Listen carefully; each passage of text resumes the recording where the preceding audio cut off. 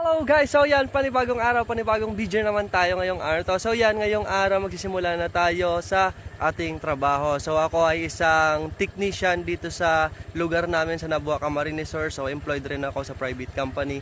So ngayon, papakita ko sa inyo kung ano ba yung buhay pagiging technician. So ngayon, magsiservice tayo.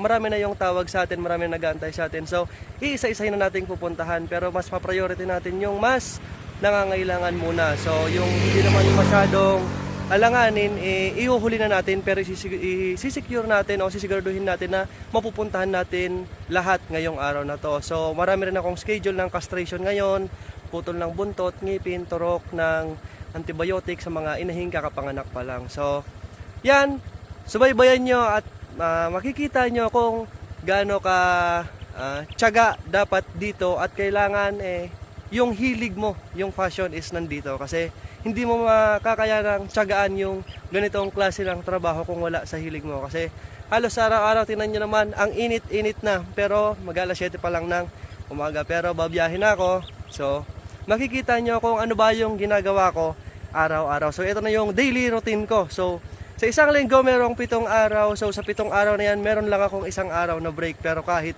break ko o rest day ko is wala rin kasi marami pa rin yung tawag. So hindi natin pwedeng hindi puntahan yon kasi mga customer natin yon. So ako ay employed nga pala sa farm station. Ako yung technician ni Mega Feed. So pag nagka-problema kayo sa inyong mga baboy, naghanapin ng technician dito sa Rinconada area, so pwede nyo akong i-message. So yan. So antay-antay lang kayo at babiyahin na tayo. Bye-bye. Tayo dito sa mga customer natin. Yan si Madam Pinolyo. So ngayon, nanganak yung baboy nila kagabi, pumunta pa sa bahay. So normal naman daw yung panganganak, kaya hindi ko na muna pinuntahan kagabi.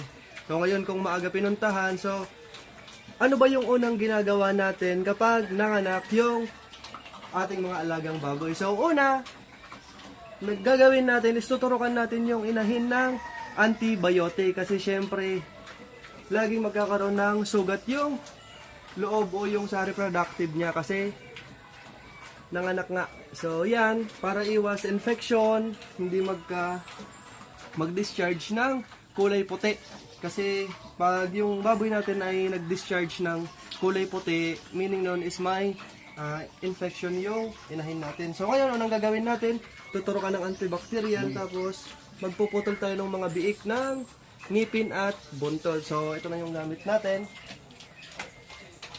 Oxytetracycline yung ituturok natin sa inahin. Tapos putol ng buntot. Ayan, electric yung gamit natin para hindi dumugo.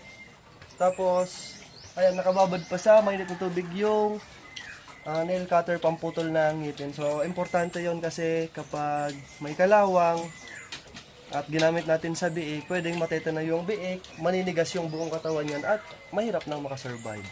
So ito yung syringe natin, binabadal natin sa mainit na tubig yung loob. So yan, papakita ko sa inyo kung paano ako magturok ng inahin at magputol ng buntot at ng ngipin ng biik. So antibiotics, din natin sa leg ituturok. So yung gauge ng karayom natin ay malaki, 16 kasi baka biglang damakbo o magalit para mabilisan yung pagpasok ng gamot.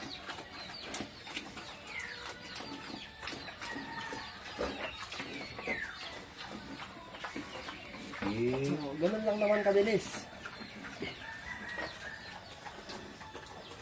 So, okay na yung inahin, naturukan na natin. So, sunod yung biik naman, ngipin at buntot.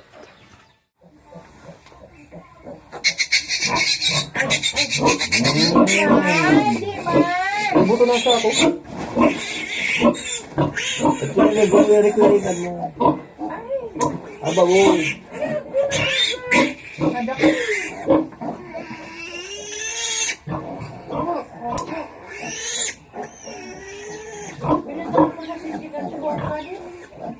Subago din ako. Binutangan ko. Subago, binutangan ko naman yan.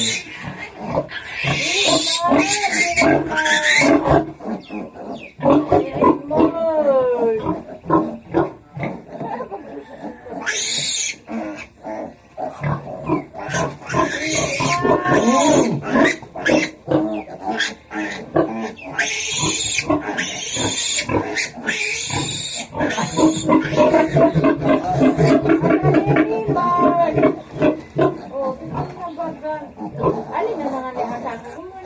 Hindi na makaluluwas sa mga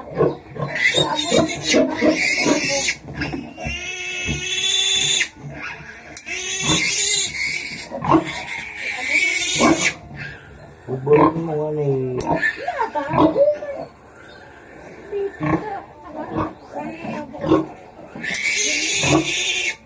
Lagi man lumig.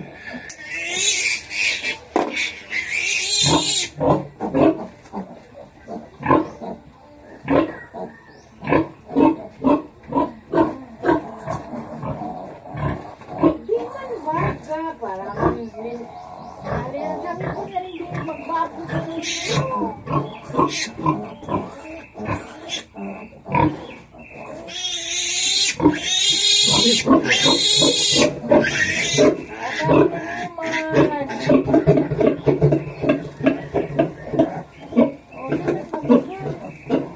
Dalmatian.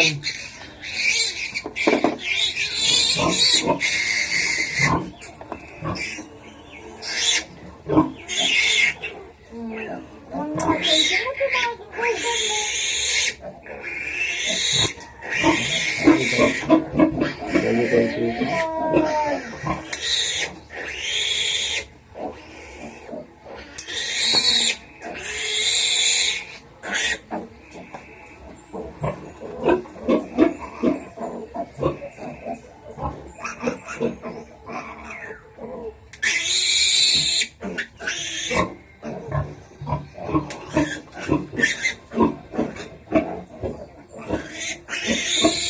Talaga ko na ako ang babae ah.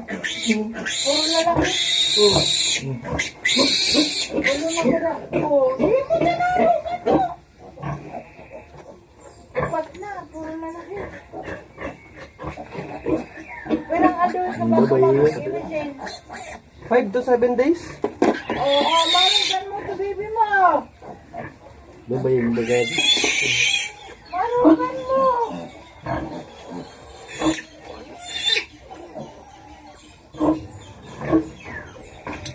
Oh, ako na malibot. Yan. Oh, sabi. Hello guys, so yan, tapos na tayo, naputulan na natin ng ngipin, ng buntot at naturukan na ng antibiotic yung inahin. So yung susunod natin nito is after 3 days na yung iron ng ating mga biik. Pero pwede nating isabay na yung pagkaka-straight doon.